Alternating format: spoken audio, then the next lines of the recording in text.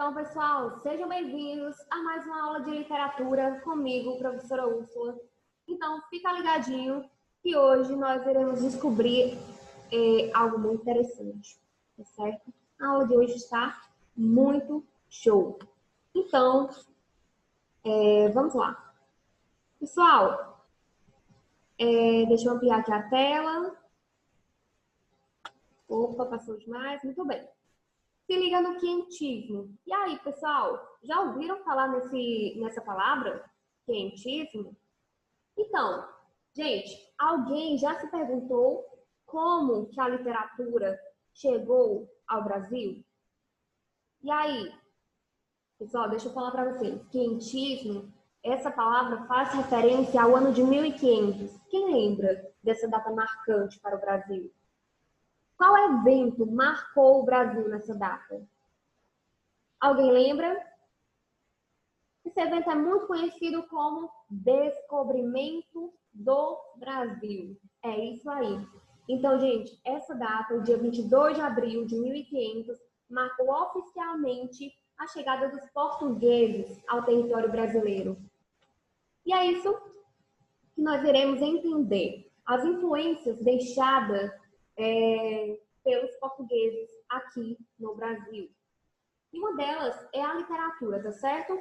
Então, algo importante que eu quero falar é que o quientismo não é uma escola literária, tá certo? E eu vou explicar para vocês o que é uma escola literária. Escolas literárias ou estilos de época?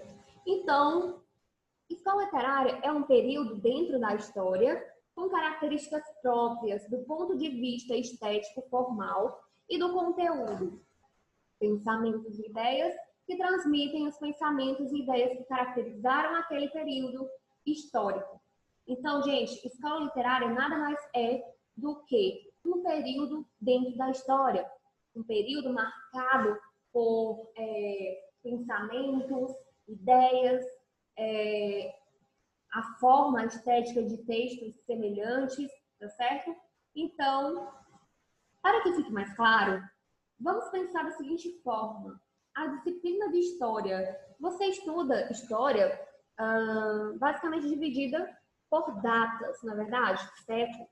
O século XV estuda isso, século XVI isso, XVIII, enfim. E a literatura, pessoal, a gente estuda tudo por meio de períodos literários, tá certo? As obras literárias, pessoal, reflete e revela de modo não explícito os valores, os costumes, as realizações de determinada época, na medida em que os autores viveram nesses períodos. Ou seja, o escritor ele é considerado um observador cronista. Vocês sabem o que é uma crônica, na verdade? Aqueles textos que relatam, né?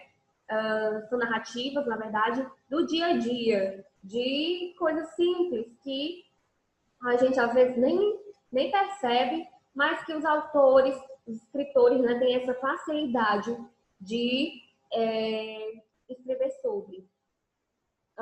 Então, pessoal, é o seguinte: quentismo não é uma escola literária, é um período histórico, tá certo? Marcado pela chegada dos portugueses ao Brasil. Vocês conhecem a carta de Pero Vaz de Caminha?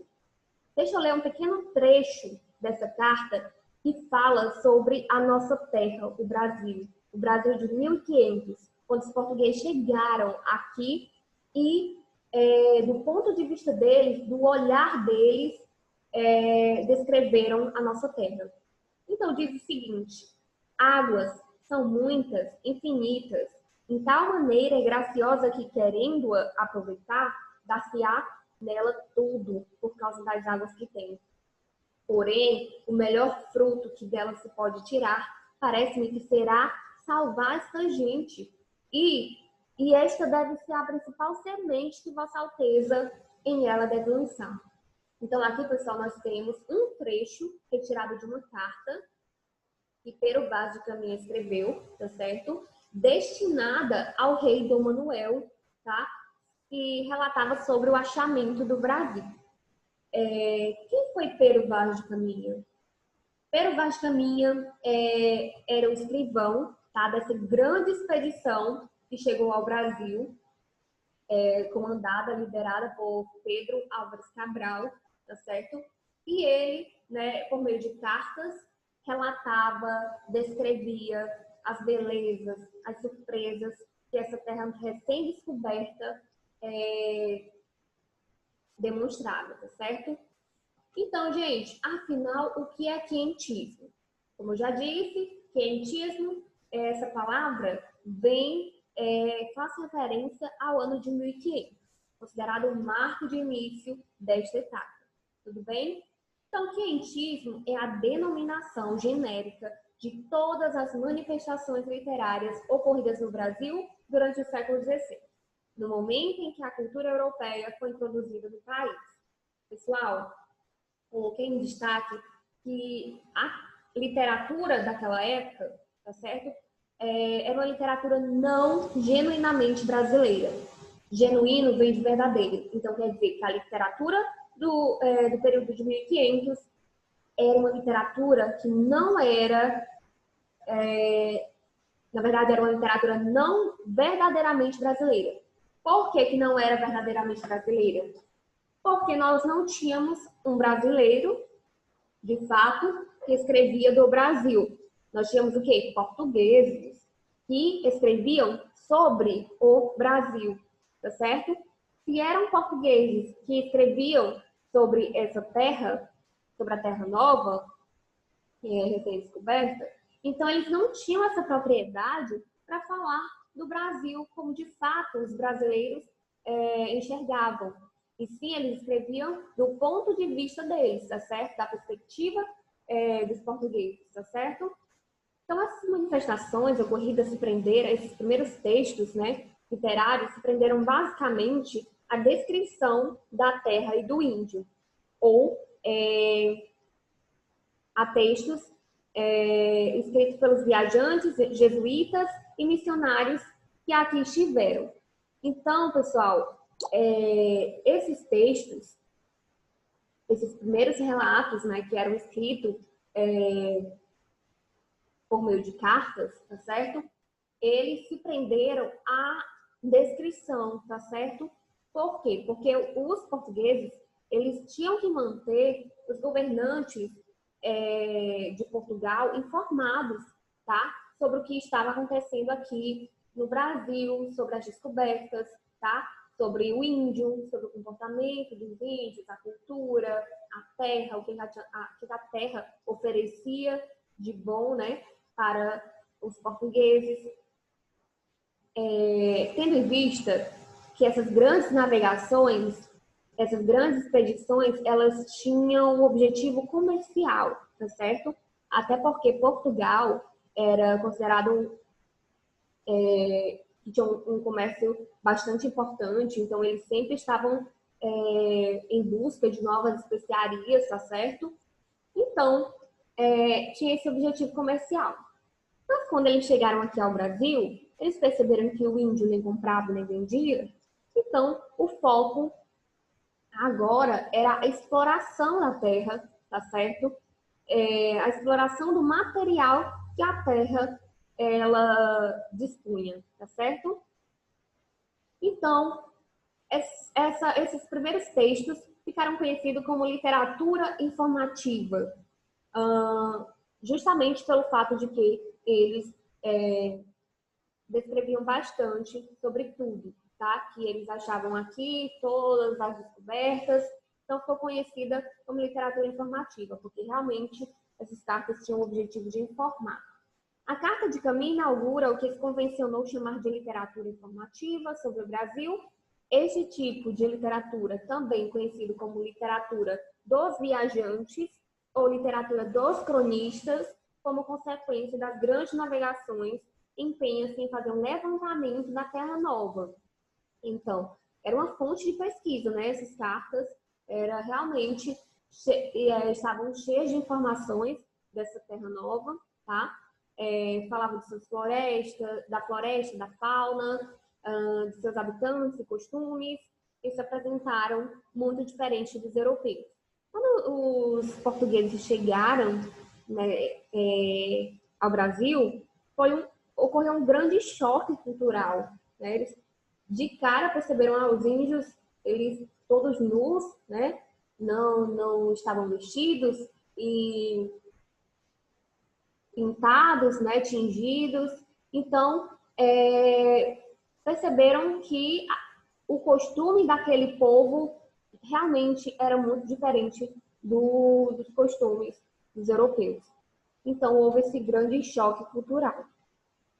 Literatura de catequese. Outro tipo de literatura também desse período histórico, né, desse período do quentismo, que foi a literatura de catequese, uma literatura criada pelos padres jesuítas, que tinha, né, pessoal, o objetivo de catequizar os índios, tá certo? O principal objetivo desse tipo de literatura era catequizar os índios durante o período de colonização do Brasil. O principal autor foi o padre José de Anchieta, que ficou conhecido.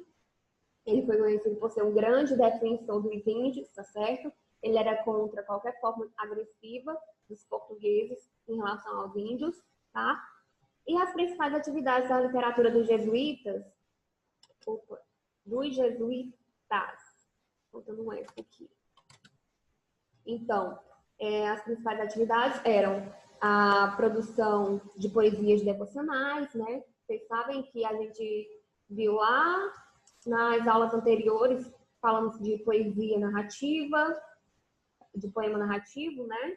Que era uma forma de facilitar a compreensão das histórias, porque a poesia ela tem essa característica, né? O ritmo que facilita a aprendizagem, tá? Então, era uma forma didática dos jesuítas, né? Fazer com que os índios aprendessem sobre a religião católica, porque os índios, eles não eram monoteístas, na verdade eles eram politeístas, adoravam a vários deuses, né? Eles não tinham a religião católica, tá? E os jesuítas, né, os padres jesuítas tentaram, o objetivo era esse, era impor aos índios a religião católica, tá certo? Então, outra atividade dos jesuítas eram os teatros pedagógicos, inspirados em passagens bíblicas, né? Por meio de teatros, peças teatrais, os índios também aprendiam, né, sobre a religião católica. E era uma forma bastante didática, porque quando você assiste a algo e escuta ao mesmo tempo, você aprende mais do que apenas escutar, tá certo? E documentos também que informavam aos governantes europeus o andamento da missão. Então, os padres jesuítas também escreviam, relatavam, né, por meio de textos informativos, como estava o andamento da catequização, o processo de catequização dos índios. Então, principais características desse período literário são as crônicas de viagens, né, que eles escreviam, essas narrativas da viagem, né, dessa descoberta, desse achamento dessa nova terra, tá certo? Os textos eram bastante descritivos, informativos, a conquista material e espiritual, eles contavam, relatavam sobre o que eles tinham descoberto, as especiarias, as riquezas, né, que eles haviam descoberto, que queriam levar para Portugal, as conquistas também espiritual, de catequização dos índios. A linguagem era bastante simples, porque os textos, pessoal, tinham que ser simples, tinha que ter uma linguagem simples para que os índios pudessem compreender. Na verdade, para que houvesse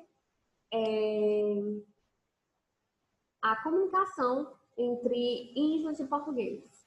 Então, exaltação da terra, porque os portugueses, né, consideravam que essa terra nova era como se fosse, eles faziam tipo uma comparação como se fosse o Éden aqui, né, o Brasil como se fosse o Jardim do Éden, sabe, um paraíso, algo que era tudo perfeito, tudo muito bonito, muito exuberante, e enfim.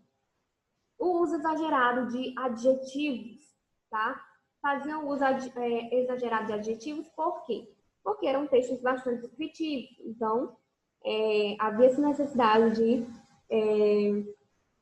realmente abusar dos adjetivos, não é verdade? Então, veja os principais documentos que compõem a nossa literatura informativa. Então, Úrsula, mas você não disse que esses textos eram literários? E como é que é um documento? Pessoal, esses textos passaram a ser considerados como um documento, sim, histórico, mas é considerado também literatura, por quê? Por conta da maneira como foi escrito, a elaboração, o uso de bastante figuras de linguagens, tá certo? Então, nós temos alguns textos aqui, como, por exemplo, a Carta de Descobrimento de Pero Vaz de Caminha, tá certo?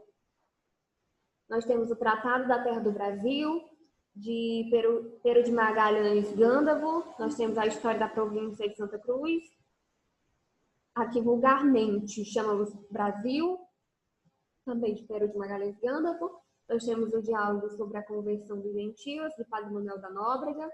Nós temos o Tratado Descritivo do Brasil, de Gabriel Soares de Souza. Aqui os principais autores, né, desse período, tá certo? O escrivão Pero Vaz de Caminha, né, um dos mais importantes, Padre José de Anchieta, Pero de Magalhães Gândavo e Padre Manuel da Nóbrega. Pessoal, muito obrigada. Só para enfatizar que esses textos, né, hoje reconhecidos como textos históricos, eles são muito importantes, principalmente para quem é curioso, né, e quer entender como era o Brasil da época de 1500, como era a nossa cultura, como era realmente a nossa terra. E para os pesquisadores, esses são textos, são fontes obrigatórias, tá certo? Por quê?